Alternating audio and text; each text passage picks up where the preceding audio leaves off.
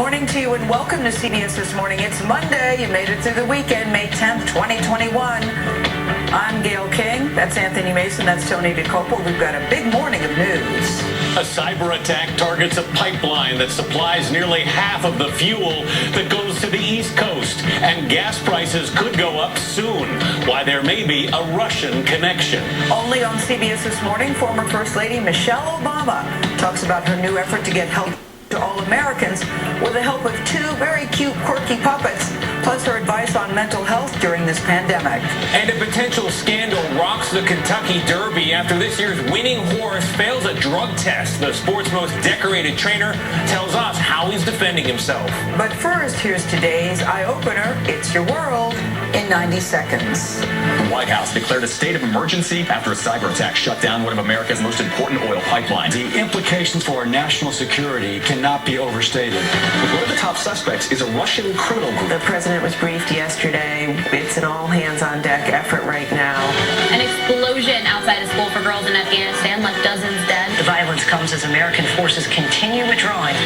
As restrictions ease, the U.S. has set another new record for air travel. We're at the point right now we can start lifting these ordinances and allowing people to resume normal activity.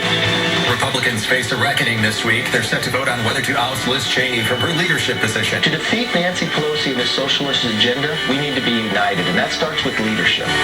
Kentucky Derby winner Medina Spirit has failed a post-race drug test, prompting Churchill Downs to suspend its trainer Bob Baffert.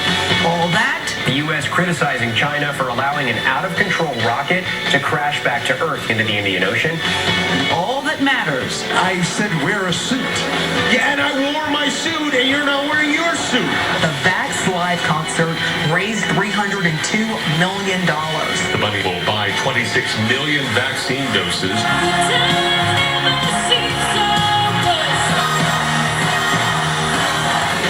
CBS This Morning. I'm actually making history tonight as the first person with Asperger's to host SNL. Elon Musk on SNL made a surprising revelation. So I won't make a lot of eye contact with the cast tonight. But don't worry, I'm pretty good at running human in emulation mode. This morning's eye-opener is presented by Progressive, making it easy to bundle insurance.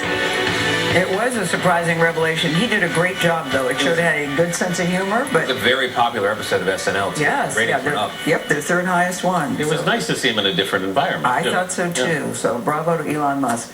We welcome you to CBS This Morning. We're going to begin with this, though. The race against time after a cyber attack on a major source of fuel for the East Coast. Colonial Pipeline halted operations on thousands of miles of pipeline on Friday after hackers forced a shutdown by taking the company's data hostage. Yikes. That's nearly half of the fuel consumed on the East Coast. Senior investigative correspondent, that's Catherine Herridge, is following this story. Catherine, good morning to you. A few more days of this and gas prices could rise. That's not good as people are starting to creep out of their homes and get in their cars and go places. So what do we know right now? Gail, this was a ransomware attack, meaning cyber criminals likely encrypted the data and then demanded money to unlock it. Colonial Pipeline has not said whether a ransom was paid. The FBI and a private cybersecurity firm are working closely with the company to determine how the networks were compromised.